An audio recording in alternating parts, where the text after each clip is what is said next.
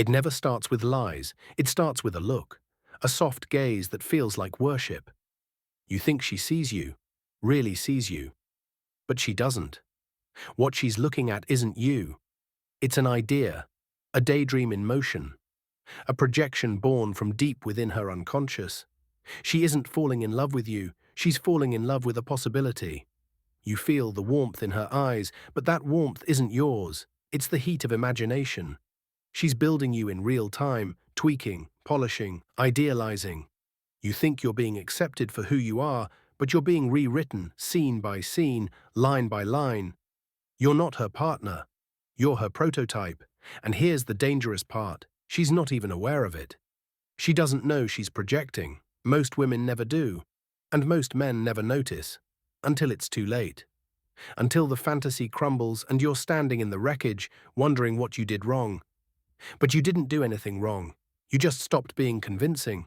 You stopped fitting the mold. The mask slipped, the illusion faltered, and suddenly you weren't the man she adored. You were the man who failed to be the dream. Carl Jung knew this pattern well. He didn't romanticize it. He dissected it, clinically, spiritually, brutally. He gave it a name. The Animus, the inner masculine figure within every woman. When undeveloped, it takes over. Not with malice, but with ignorance. It turns relationships into unconscious theater. The woman projects her animus onto you, and you, unaware, step into the role. And when you forget it's a role, you suffer. You think being chosen means being loved. You think her attention means validation. But Jung warned, the animus isn't looking for a man, it's looking for a mirror, a myth. And when you stop reflecting that myth, the animus turns cold, dismissive, even cruel. And you're left alone, staring at a broken pedestal, confused and ashamed. But this isn't just her story, this is your story too. Because you never learned to protect your sense of self. You were never taught to stand firm when love turns into performance. No one warned you about the danger of being needed more than being known. So you contort, you shrink, you perform. You become the man she wants instead of the man you are. You call it compromise. Jung called it self-betrayal. He spoke of individuation, the process of becoming whole, integrated, real. It's not glamorous, it's not seductive, it's war. A war against the masks you've worn, the lies you've told yourself, the identities you've borrowed just to be liked, to be needed, to be wanted. Individuation is the refusal to perform. And that refusal, it terrifies people. Because when you stop being a role, you start being a mirror. And people hate mirrors that reflect the truth. You'll be called distant, arrogant, cold, especially by those still living in the fantasy. But don't take it personally. Their disappointment isn't about you. It's about the collapse of their illusion. You see, most relationships today aren't built on truth. They're built on need. Unspoken, unacknowledged, but need all the same. The woman needs a savior.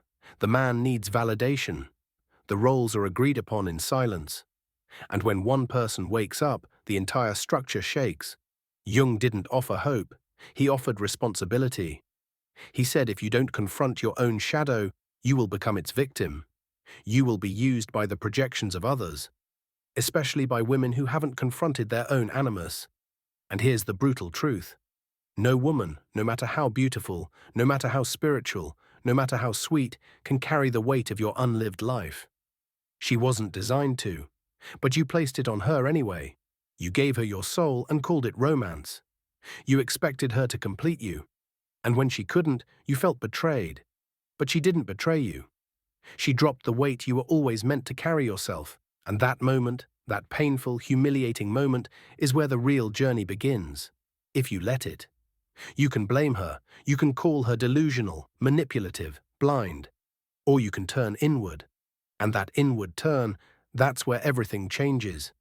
Jung knew the road ahead wasn't for the faint-hearted. He said the man who walks the path of individuation must be willing to die. Not physically, but psychologically. He must let the false self burn so something real can rise, and most men won't do it. They'll go back, to the role, to the applause, to the script, because it's easier to be adored as a mask than to be alone as a man. But some will stay, some will endure, And those few, those rare few, will find something terrifyingly beautiful: authenticity. The man who completes the journey doesn't become heartless, he becomes whole. He no longer confuses love with approval. He no longer fears the silence. He no longer seeks women to fix what he hasn't faced. And women, they feel it, they sense the shift.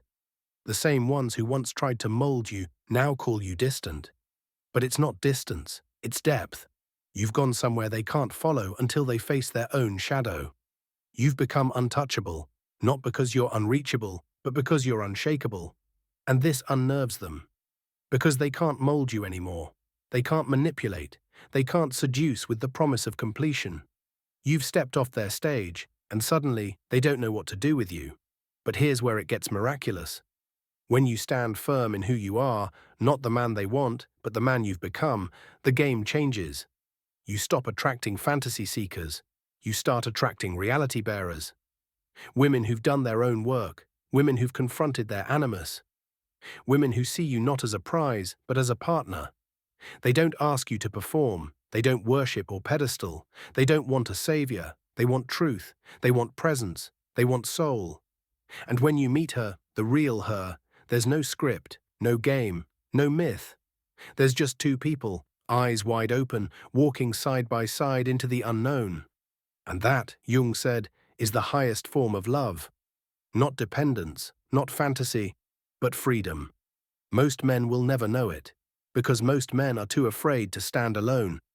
But if you do, if you face your demons, walk through your fire, and refuse to wear the mask, you'll find yourself at the edge of something holy. You'll find yourself. And in finding yourself, you'll stop asking women to make you whole. You'll stop chasing. You'll stop performing. And from that place, you'll love not because you need, but because you choose. That love, it doesn't seduce, it awakens, and she will feel it. Not all of them, but the ones who've walked the same path, the ones who've burned away their illusions, the ones who've stopped searching for heroes and started becoming their own. When she stands before you, she won't ask for your soul, she'll bring her own. And in that sacred meeting, the game ends. The performance ends, the illusion ends, and what begins is real. Jung left us with a warning, but he also left us with a challenge: to stop blaming women for the roles we volunteered to play, to stop waiting to be chosen, to stop projecting our unlived lives onto the ones we claim to love, to choose ourselves, fully, fiercely, finally. And when you do, the world may not understand you. Women may call you distant, society may label you difficult, but that doesn't matter anymore, because you've stopped living for their applause. You've started writing your own story, and you, at last, are the author of your own soul.